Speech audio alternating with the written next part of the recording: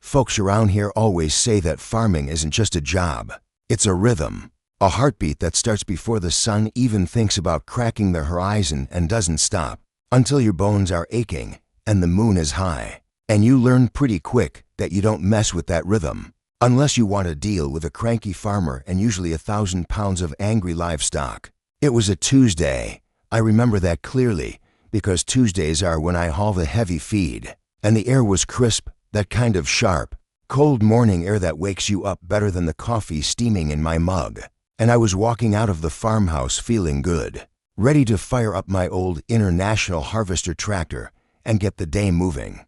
But then I rounded the corner of the barn, boots crunching on the gravel I'd laid down with my own 2 hands 10 years ago. And I stopped dead in my tracks like I'd walked into a glass wall, because right there, smack dab in the middle of my barn driveway, blocking the only exit for my heavy machinery, was a pristine, white, luxury SUV that cost more than my entire house. It was parked diagonally, if you can believe that, taking up as much space as humanly possible, like it was posing for a magazine cover instead of trespassing on a working cattle farm. And sitting right there on the windshield, catching the morning light like a diamond of entitlement, was a bright pink sticker that read Royal Pines HOA Platinum Member, which told me everything I needed to know before I even saw the driver. Now, Royal Pines is the new development that popped up over the ridge about 2 years ago. A sprawling collection of beige mansions and perfectly manicured lawns where they probably fine you for letting your grass grow 1/8 of an inch to high. And up until this moment, we'd mostly ignored each other, like 2 different species sharing a watering hole. But this morning, the species had crossed the fence line. At first, I thought maybe it was an emergency. Maybe she broke down. Maybe she hit a deer. So I walked up to the driver's side, my concern outweighing my irritation for about 5 seconds, until I saw her. Let's call her Cynthia. Cynthia was sitting in the driver's seat, reclined slightly, holding a tiny, trembling dog that looked more like a fuzzball with eyes than an actual canine. And she wasn't in distress, folks. She was scrolling through her phone, tapping away with perfectly manicured nails, completely oblivious to the fact that she was blocking a 5-ton tractor from doing its job. I tapped on the window, gentle at first, just a knuckle on the glass, and she didn't even look up. She just held up one finger, the index finger, thank goodness, though the other one was coming later, and kept texting. My patience, which is usually pretty long considering I work with stubborn mules for a living, started to fray just a little bit, so I tapped harder, and finally, she rolled the window down about 2 inches, letting out a blast of expensive perfume and climate-controlled air, and without even looking at me, she said, "I'm busy. I'll just be a minute. I'm waiting for my contractor to arrive at the back gate." I stared at her, blinkering like an owl in headlights, and said, "Ma'am, this isn't a parking lot. This is a working driveway on a private farm, and I have 100 head of cattle waiting for feed. So I'm gonna need you to move this vehicle right now." She finally turned her head, looking at me over the rim of her designer sunglasses like I was something. She'd scraped off her shoe and gave a little scoff, a sound that was half laugh and half sneeze, and said, "Don't be dramatic. The cows aren't going anywhere, and I'm not moving until my contractor gets here, because the reception is better on this hill. So you can just wait. You can just wait." Those 4 words rattled around in my skull, bouncing off the walls of my common sense, and I felt that heat rising up the back of my neck, the kind of heat that usually only comes when a piece of machinery breaks down in the middle of a harvest. I took a deep breath, trying to be the better neighbor, trying to be the guy my grandfather taught me to be, and I said, "Ma'am, I'm asking you nicely, please move your car, or I'm going to have to move it for you." And that's when she made the mistake that sealed her fate. She laughed aloud, barking laugh that made her little dog yip, and she waved her hand at me dismissively and said, "Oh please, go play with your dirt. I'm not moving for a peasant."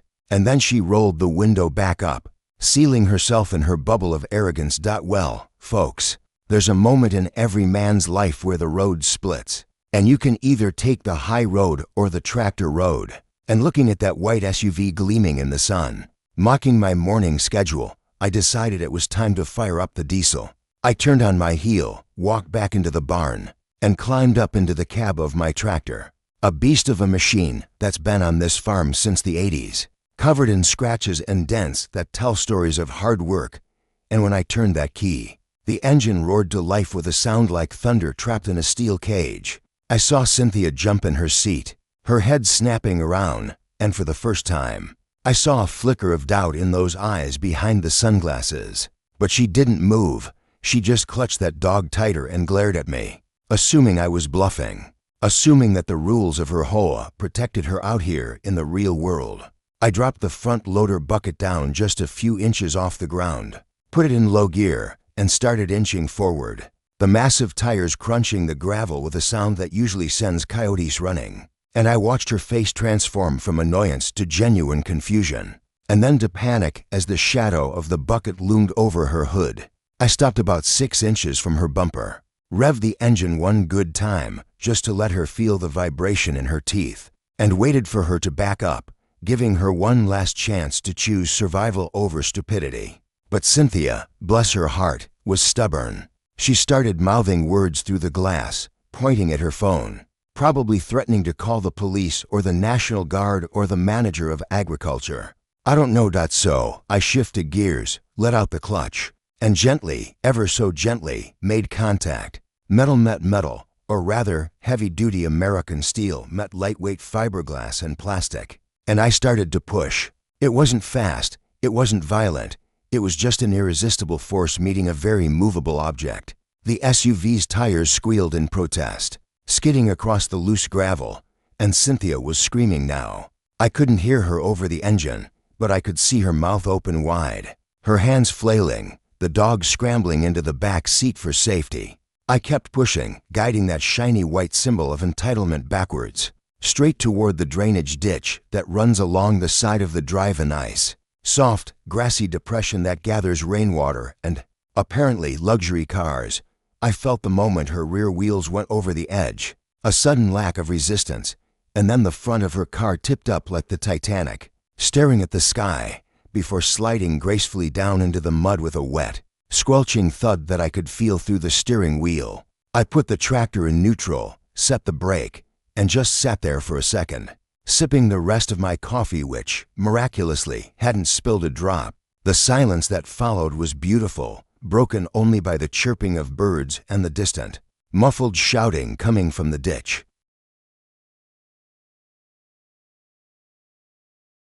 I climbed down, walked over to the edge, and looked down.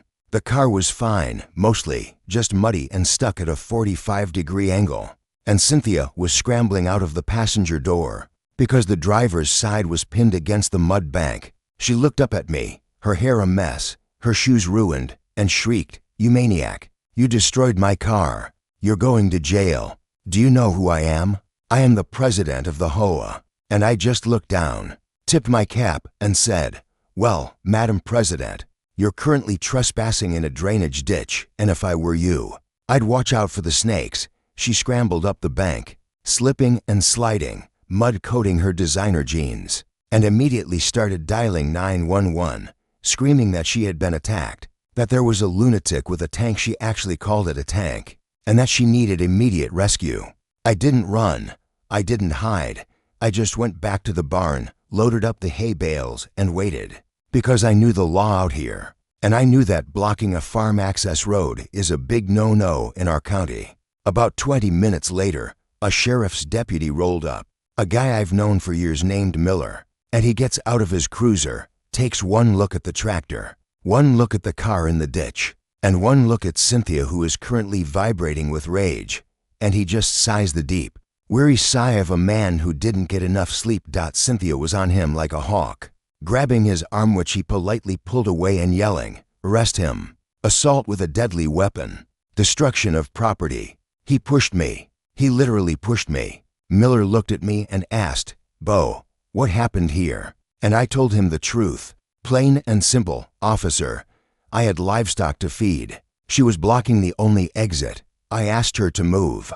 She refused. I warned her. She laughed. And I cleared the obstruction so I could conduct my business." Miller looked at the no parking sign posted clearly on the fence, looked at the obvious tire tracks where she had been parked dead center in the drive, and turned back to Cynthia. "Ma'am," he said, pulling out his ticket book, "this is private property, and you were blocking an agricultural access route, which is a citable offense in this jurisdiction. You can't just park wherever you want because you feel like it." Cynthia's jaw dropped so low she could have caught flies, and she sputtered, But he pushed my car." And Miller shrugged.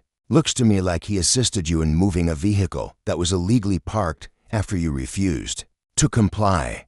I'm going to have to write you a citation for trespassing and obstruction, and you'll need to call a tow truck because my cruiser ain't pulling that out."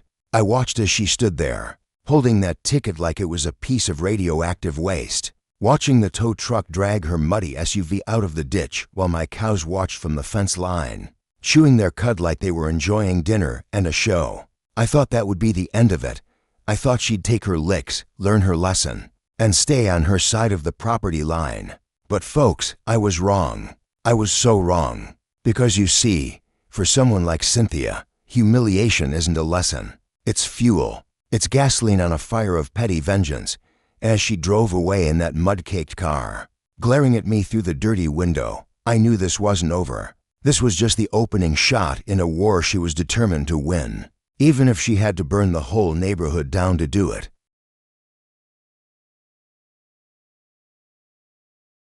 If I thought the ditch incident was going to humble Cynthia, I was severely underestimating the resilience of a woman whose ego had its own zip code.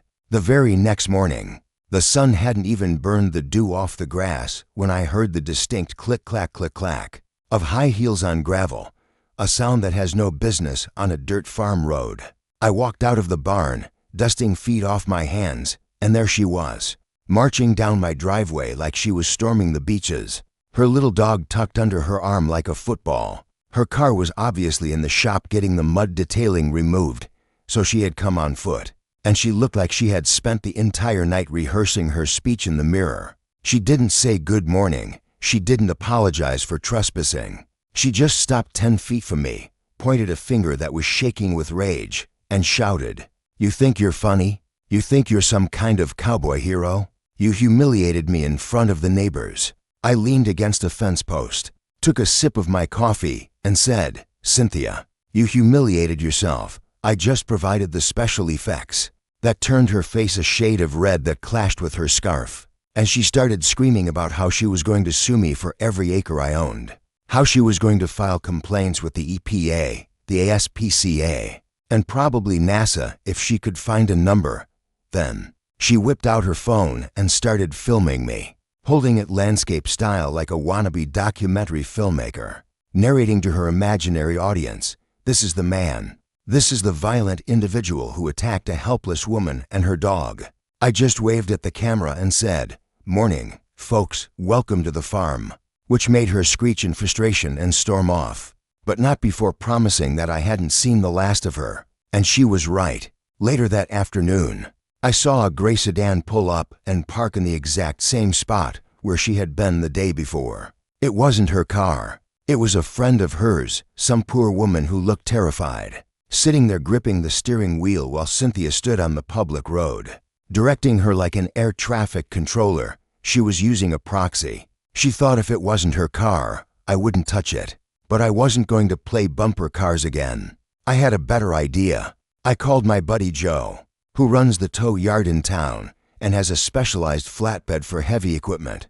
I said, "Joe, bring the big truck. We got a live one." Joe showed up in 15 minutes. And because I had posted new private property, tow-away zone signs the night before, he hooked that sedan up before Cynthia even realized what was happening. When she saw the car lifting into the air, she came sprinting across the grass, screaming, "You can't tow that.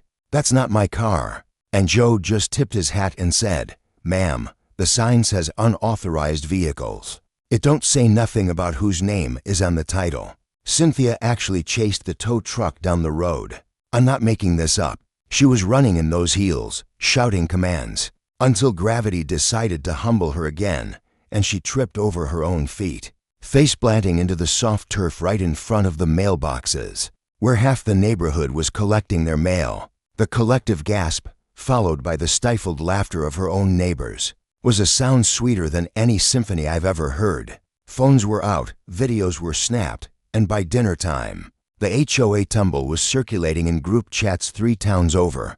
But Cynthia, she just wouldn't quit. It was like she was allergic to defeat. 2 days later, I woke up to a strange noise, a hammering sound.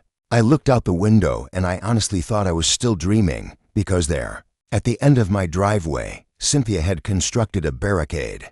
A literal barricade. She had taken sawhorse barricades, wrapped them in yellow caution tape, and set up 2 folding chairs in the middle of my access road. She was sitting in one, drinking an iced latte, with a cardboard sign that read HOA Jurisdiction Tractor Free Zone.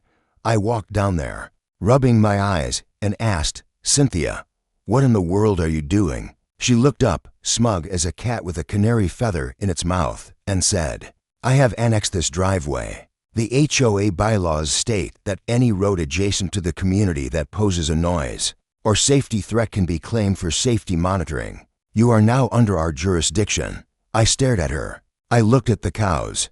I looked back at her. Annexed. "Cynthia, you can't just conquer my driveway with office supplies. This is private property." "Not anymore," she said, taking a sip of her drink. "I held an emergency board meeting with myself this morning and passed the motion." I realized then that logic had left the building a long time ago. She was operating on pure, undiluted delusion. I didn't argue. I didn't yell. I just walked back to the barn, fired up the tractor again, and this time I attached the front end loader bucket. I drove down the driveway, and as I approached her little fortress, she stood up, holding her hand out like a traffic cop. I didn't stop. I just lowered the bucket to ground level and scooped up the sawhorses, the caution tape, and the sign in one smooth motion, lifting them 10 feet into the air. Cynthia scrambled out of the way, clutching her latte, shrieking about theft of HOA property, while I drove her barricade over to the dumpster and dropped it in with a satisfying crash. That was the breaking point. She went nuclear. She called the county, reporting my tractor as a roving hazard. She sent 2 of her friends over wearing fake badges made on a home printer, claiming to be community safety inspectors, until I threatened to call the sheriff for impersonating officials, and they ran off like scared rabbits. But her masterpiece, her piece de resistance, was the lawsuit. I got served papers a week later. She was suing me in small claims court for intentional infliction of emotional distress and, I kid you not, tractor bullying. That was the legal term she used. Tractor bullying. The court date was set, and I'll admit, I was a little nervous. Not because I thought I was wrong, but because you never know what a judge might do when faced with this level of crazy. The courtroom was packed. Apparently, Cynthia had told everyone in the HOA to come support her, but looking at their faces, I think they were mostly there to see the circus. She marched in with a stack of papers 3 inches thick, slam dunking them on the plaintiff's table. She started her opening statement by crying, talking about how my tractor was a symbol of aggression and how she suffered PTSD every time she saw farm equipment. When it was my turn, I didn't have a speech. I just stood up and said, "Your Honor, here's a photo of her car blocking my barn. Here's a photo of the ticket she got from the sheriff. Here's a video of her setting up a barricade on my land. And here's a map showing that my farm was here 50 years before her house was built." The judge, a no-nonsense woman with glasses on the end of her nose, looked at the photos. She looked at Cynthia. She looked at the tractor bullying claim on the docket. She actually had to cover her mouth to hide a smile. She cleared her throat and said, "Mrs. Sterling, let me get this straight. You parked on his property, refused to move, got fined by the police, and now you want him to pay you because his tractor scared you while you were trespassing? He's a menace." Cynthia shouted, "He respects no boundaries. The only one disrespecting boundaries here is you," the judge said, slamming her gavel. "Case dismissed with prejudice. And Mrs. Sterling, if I see another frivolous filing from you regarding this farm, I will hold you in contempt so fast your head will spin. You are ordered to pay the defendant's legal fees and stay at least 100 feet away from his property line. Tractor bullying is not a thing." Dismissed. The courtroom erupted. I'm talking laughter, applause, the whole 9 yards. Even her neighbors were chuckling. Cynthia stood there, red-faced, mouth opening and closing like a fish out of water. gathering her papers while the bailiff ushered her out. She stormed past me, hissing something about corruption, but she didn't stop. That was 6 months ago. Since then, things have been quiet on the farm. Cynthia still lives next door, but she's different now. She avoids looking toward the barn. When she walks her dog, she stays on the other side of the street. The neighbors started calling her Tractor Cynthia, a nickname that stuck harder than the mud on her SUV. Sometimes, when I'm out working the fields, I see her watching me from her window, and I just tip my cap and keep rolling. It's funny, you know? People think they can push their way through life, that rules are for everyone else, that their convenience is more important than your livelihood. But out here, on the land, we know the truth. You reap what you sow. If you sow disrespect, you reap a tractor in your grill. If you sow kindness, you get a good neighbor. So, I'm curious, have you ever had to deal with someone who just wouldn't take no for an answer? Someone who thought their little plastic badge or hoa title gave them the right to run your life? How did you handle it? Did you take the high road, or did you fire up the heavy machinery? Let me know in the comments below. I read every single one. And if you enjoyed watching a bully get served a slice of humble pie, hit that like button and subscribe for more stories from the farm. Until next time, keep your gates locked and your tractors running.